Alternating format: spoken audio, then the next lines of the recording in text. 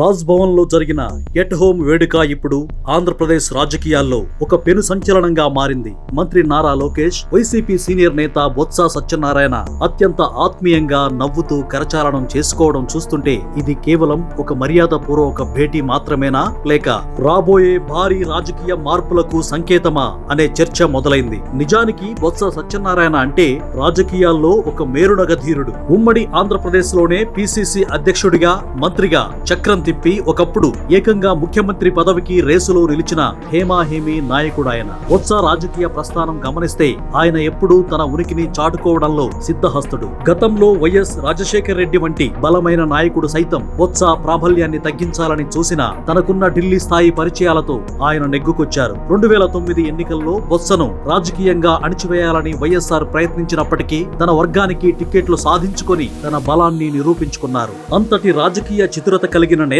ఇప్పుడు వైసీపీలో ఎదుర్కొంటున్న పరిస్థితులు ఆయనను పునరాలోచనలో పడేశాయని తెలుస్తుంది. వైసీపీలో ప్రస్తుతం కొనసాగుతున్న రెడ్డి సామాజిక వర్గ ఆధిపత్యం, జగన్ తీసుకుంటున్న ఏకపక్ష నిర్ణయాలు బొత్స వంటి సీనియర్లకు మింగుడు పడడం లేదు. కాంగ్రెస్ హయాంలో నాయకులకు ఉండే స్వేచ్ఛ, గౌరవం ఇప్పుడు వైసీపీలో లేకపోవడం, అనేక సందర్భాల్లో జగన్ తన సలహాలను బేఖాతరు చేస్తూ అవమానించడం బొత్సను తీవ్ర అసంతృప్తికి గురిచేశాయి.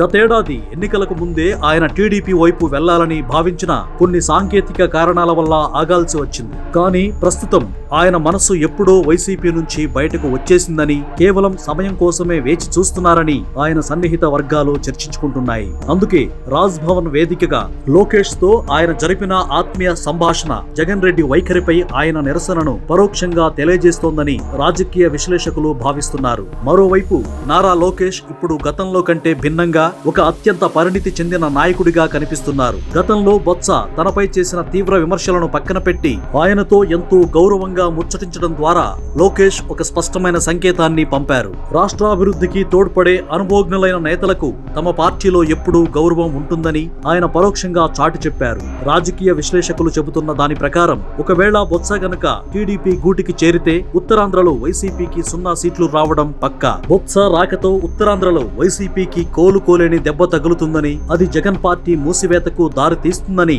రాజకీయ వర్గాల్లో చర్చ జరుగుతోంది. ఈ దృశ్యాలే ఇప్పుడు తాడేపల్లి క్యాంపులో గుబులు రేపుతున్నాయి.